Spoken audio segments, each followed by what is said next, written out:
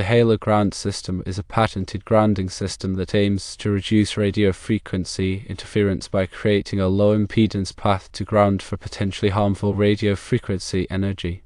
The system typically involves a network of conductive strips installed on the exterior of a building, forming a continuous halo around its perimeter. The potential benefits include effectively redirecting radio frequency energy to ground, which reduces interference levels within the building. Secondly, it can block radio frequency signals from entering through windows and other openings. Thirdly, it can potentially improve the performance of wireless devices, such as scanners and Wi-Fi systems. However, there are considerations. The Halo ground system is typically considered for buildings experiencing significant radio frequency interference from external sources, such as cell towers or high-power radio frequency transmitters. The system requires professional installation by a qualified electrician. The cost of the system can vary depending on the size and complexity of the building. In addition to the Halo ground system, there are alternative or complementary strategies to mitigate radio frequency interference. Firstly, using higher frequencies. Radio frequency interference in the 2 GHz range can potentially be reduced by utilizing higher frequencies, such as 5 GHz. Secondly, positioning antennas strategically involves placing antennas away from sources of interference and orienting them in the desired direction. Thirdly, metal shielding involves utilizing materials that block radio frequency signals, such as metal-lined curtains or conductive paint applied to walls. Fourth, electromagnetic shielding windows can be installed to reduce radio frequency interference originating from external sources. Fifth, radio frequency filters can be installed on cables and connectors to block unwanted radio frequency signals. To determine the most suitable course of action, consider these steps. Firstly, conduct a comprehensive radio frequency site survey to pinpoint the sources and levels of interference. Secondly, consult with a qualified radio frequency engineer to assess the feasibility and effectiveness of potential mitigation strategies. Thirdly, explore a combination of approaches to achieve optimal results. Based on the information, the Halo ground system could be a feasible solution for mitigating radio frequency interference. However, further evaluation and consultation with an expert are recommended to determine the most effective approach for your specific healthcare environment. The goal is to create a hospital environment free from radio frequency interference so that the equipment works as expected. Now, let's delve deeper into these concepts, providing more technical detail to help understand the underlying principles and practical implementation. Regarding the Halo ground system, the effectiveness hinges on the principle of creating a Faraday cage, which is an enclosure formed by a conductive material that blocks electromagnetic fields.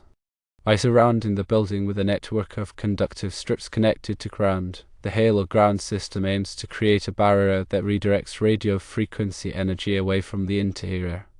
The conductive strips are typically made of copper or aluminum, as these materials offer excellent conductivity. The spacing and configuration of the strips are crucial factors in determining the system's effectiveness. A closer spacing generally provides better shielding, but it also increases the cost and complexity of the installation. The grounding connection is also critical. The system must be connected to a reliable grounding electrode system that meets the requirements of the National Electrical Code (NEC). This ensures that the diverted radio frequency energy is safely dissipated into the earth. The NEC provides guidelines for grounding electrode systems in Article 250. It specifies the types of electrodes that can be used, such as ground rods, metal water pipes, and concrete-encased electrodes, and the requirements for their installation and connection. When considering the use of higher frequencies, such as 5 GHz, it's important to understand the relationship between frequency and wavelength. Higher frequencies have shorter wavelengths, which means they are more easily absorbed by materials and are less likely to penetrate through walls and other obstructions. This can be advantageous in reducing radio frequency interference, but it also means that the wireless signals may have a shorter range and may be more susceptible to attenuation. Therefore, it's important to carefully consider the coverage requirements and the placement of access points when using higher frequencies. Strategic antenna placement can significantly impact the performance of wireless systems in environments with radio frequency interference. Antennas should be positioned away from known sources of interference, such as electrical equipment, machinery, and other wireless devices. The direction of the antenna is also important. Antennas should be oriented to provide the best possible signal strength in the desired coverage area while minimizing interference from other sources. In some cases, it may be necessary to use directional antennas, which focus the radio frequency energy in a specific direction to improve signal strength and reduce interference. Metal shielding is another effective strategy for blocking radio frequency signals. Metal-lined curtains can be used to block radio frequency signals from entering through windows. Conductive paint can be applied to walls to create a barrier that reflects radio frequency energy. The effectiveness of metal shielding depends on the type of metal used, its thickness, and the frequency of the radio frequency signals. The electromagnetic shielding windows are designed to reduce radio frequency interference from external sources. These windows typically consist of a layer of conductive material, such as a fine metal mesh, embedded within the glass. The conductive layer blocks radio frequency signals from passing through the window, while still allowing visible light to pass through. The effectiveness of electromagnetic shielding windows depends on the type of conductive material used, its density, and the frequency of the radio frequency signals. Radio frequency filters are devices that are designed to block unwanted radio frequency signals while allowing desired signals to pass through. They are typically installed on cables and connectors to prevent radio frequency interference from entering or leaving equipment. There are many different types of radio frequency filters available, each designed for specific frequency range and application. It's important to select the appropriate filter for the specific radio frequency interference problem. A radio frequency site survey is a comprehensive assessment of the radio frequency environment in a given area. It involves measuring the levels of radio frequency signals at different locations and identifying the sources of interference. The results of the site survey can be used to determine the best strategies for mitigating radio frequency interference. The site survey should be conducted by a qualified radio frequency engineer who has the expertise and equipment to accurately measure radio frequency signals and identify sources of interference. The evaluation involves assessing the feasibility and effectiveness of potential mitigation strategies. This includes considering the cost, complexity, and potential impact on the performance of wireless systems. The evaluation should be conducted by a qualified radio frequency engineer who has the expertise to evaluate the various mitigation options and recommend the most appropriate solution. A combination of approaches may be necessary to achieve optimal results in mitigating radio frequency interference. This may involve using a combination of the halo ground system, higher frequencies, strategic antenna placement, metal shielding, electromagnetic shielding windows, and radio frequency filters. The specific combination of approaches will depend on the specific radio frequency interference problem and the characteristics of the environment. Consulting with a radio frequency engineer is essential to determine the best course of action. A radio frequency engineer has the expertise and experience to assess the radio frequency environment, evaluate potential mitigation strategies, and recommend the most appropriate solution. The radio frequency engineer can also provide guidance on the installation and maintenance of radio frequency mitigation systems. In healthcare environments, it's especially important to address radio frequency interference due to the reliance on wireless medical devices and the potential for interference to disrupt critical patient care services. Radio frequency interference can affect the performance of wireless patient monitoring systems, infusion pumps, and other medical devices, potentially leading to inaccurate readings, delayed treatments, and even patient harm. Therefore, it's crucial to take proactive steps to mitigate radio frequency interference in healthcare environments. This includes conducting regular radio frequency site surveys, implementing appropriate shielding measures, and ensuring that all wireless devices are properly installed and maintained. Furthermore, healthcare facilities should establish policies and procedures for managing radio frequency interference, including reporting and investigating incidents of interference. All staff should be trained on the potential risks of radio frequency interference and how to identify and report it. By taking these steps, healthcare facilities can minimize the risk of radio frequency interference and ensure the safe and reliable operation of wireless medical devices. Now let's consider the specific frequency bands and their potential impact. The 2.4 GHz band is a widely used frequency band for wireless communication, including Wi-Fi, Bluetooth, and other wireless devices. However, it is also a congested frequency band, which means that there are many devices operating in this band, potentially causing interference. 5 GHz band is a less congested frequency band that offers higher bandwidth and faster data rates. However, it has a shorter range than the 2.4 GHz band and is more susceptible to attenuation. When selecting a frequency band for wireless communication, it's important to consider the specific requirements of the application, the level of congestion in the frequency band, and the potential for interference. The NEC, specifically Article 517, provides requirements for electrical wiring and equipment in healthcare facilities. This article addresses the unique electrical safety requirements of healthcare environments, including the need for reliable power, grounding, and bonding to protect patients and staff from electrical shock hazards. The NEC also addresses the potential for electrical interference with sensitive medical equipment. In healthcare facilities, it's important to ensure that all electrical wiring and equipment are installed and maintained in accordance with the NEC to minimize the risk of electrical hazards and interference. The selection of materials for shielding is also important. Copper and aluminum are commonly used for shielding due to their high conductivity. However, other materials, such as steel and mu metal, can also be used for shielding, depending on the specific requirements of the application. The thickness of the shielding material is also a factor. Thicker materials generally provide better shielding, but they also add weight and cost. The type of grounding system used is also important. A properly designed and installed grounding system can help to minimize radio frequency interference by providing a low impedance path to ground for unwanted signals. The grounding system should be designed to meet the requirements of the NEC and other applicable standards. It is necessary to implement a continuous improvement process for managing radio frequency interference. This includes regularly monitoring the radio frequency environment, investigating incidents of interference, and implementing corrective actions to prevent future occurrences. The continuous improvement process should be integrated into the healthcare facility's overall safety management system. Understanding the regulatory landscape is also critical. In the United States, the Federal Communications Commission (FCC) regulates the use of radio frequency spectrum.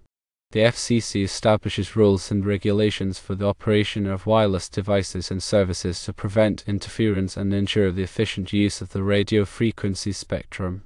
Healthcare facilities must comply with the FCC rules and regulations when operating wireless devices and services. This includes obtaining the necessary licenses and permits, following the FCC technical standards, and taking steps to prevent interference with other radio frequency services. Radio frequency interference can be a complex problem, and there is no one-size-fits-all solution.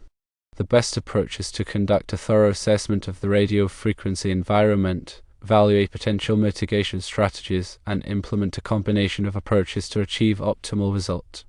By following these steps, healthcare facilities can minimize the risk of radio frequency interference and ensure the safe and reliable operation of wireless medical devices. The long-term reliability of the wireless scanner system depends not only on mitigating radio frequency interference, but also on proper maintenance and monitoring. Regular inspections of antennas, cables, and connectors can help to identify potential problems before they cause disruptions. Monitoring the performance of the wireless system can also help to detect and diagnose radio frequency interference issues. Analyzing signal strength, data rates, and error rates can provide valuable insights into the health of the wireless system and identify potential sources of interference. The cost of implementing radio frequency interference mitigation strategies can vary widely depending on the complexity of the problem and the specific approaches used. However, the cost of not addressing radio frequency interference can be even higher, including disruptions to patient care, increased risk of medical errors, and potential liability. Therefore, it's important to carefully consider the cost-benefit of radio frequency interference mitigation strategies and to invest in solutions that will provide long-term value. It may also be useful to establish a radio frequency interference management team within the healthcare facility. This team can be responsible for developing and implementing radio frequency interference mitigation strategies, conducting radio frequency site surveys, investigating incidents of interference, and providing training to staff. The team should include representatives from various departments such as IT, facilities management, clinical engineering, and nursing. By bringing together diverse perspectives and expertise, the team can develop comprehensive and effective radio frequency interference management strategies. Consider implementing a radio frequency interference reporting system. This system should provide a mechanism for staff to report incidents of radio frequency interference quickly and easily. The reporting system should be integrated with the healthcare facility's incident management system so that radio frequency interference incidents can be tracked, investigated, and resolved in a timely manner. All reports of radio frequency interference should be taken seriously and investigated thoroughly. The investigation should include identifying the source of the interference, assessing its impact on wireless systems, and implementing corrective actions to prevent future occurrences. If the source of the interference cannot be identified or resolved internally, it may be necessary to seek assistance from external experts. There are many qualified radio frequency engineers and consultants who can provide assistance with radio frequency interference mitigation. These experts can conduct more detailed radio frequency site surveys, evaluate complex radio frequency interference problems, and recommend advanced mitigation strategies. Investing in staff training is essential for effective radio frequency interference management. All staff who use or maintain wireless devices should be trained on the potential risks of radio frequency interference, how to identify and report it, and how to take steps to minimize its impact. Training should be tailored to the specific roles and responsibilities of each staff member. For example, nurses should be trained on how radio frequency interference can affect patient monitoring systems, while IT staff should be trained on how to troubleshoot radio frequency interference problems. By investing in staff training, healthcare facilities can create a culture of radio frequency interference awareness and ensure that all staff are equipped to prevent and manage radio frequency interference effectively. Continuous monitoring of the radio frequency environment is essential for identifying potential problems before they cause disruptions. This can be accomplished using a variety of tools and techniques, such as spectrum analyzers, radio frequency power meters, and wireless network analyzers. These tools can be used to measure radio frequency signal levels, identify sources of interference, and assess the performance of wireless systems. The results of the monitoring can be used to identify trends, detect anomalies, and implement corrective actions. The monitoring data should be stored and analyzed over time to provide a comprehensive understanding of the radio frequency environment. In some cases, it may be necessary to implement active radio frequency interference mitigation techniques. These techniques involve actively suppressing or cancelling out unwanted radio frequency signals. One example of an active radio frequency interference mitigation technique is adaptive beamforming. Adaptive beamforming is a technique that uses multiple antennas to focus the radio frequency energy in a specific direction while nulling out interference from other directions. This technique can be used to improve the signal strength and reduce the interference of wireless systems. Another example of an active radio frequency interference mitigation technique is radio frequency interference cancellation. Radio frequency interference cancellation is a technique that uses specialized circuits to cancel out unwanted radio frequency signals. This technique can be used to mitigate radio frequency interference from a variety of sources, such as other wireless devices, electrical equipment, and machinery. The selection of active radio frequency interference mitigation techniques will depend on the specific radio frequency interference problem and the characteristics of the environment. Active radio frequency interference mitigation techniques can be complex and expensive to implement, but they can be effective in mitigating severe radio frequency interference problems.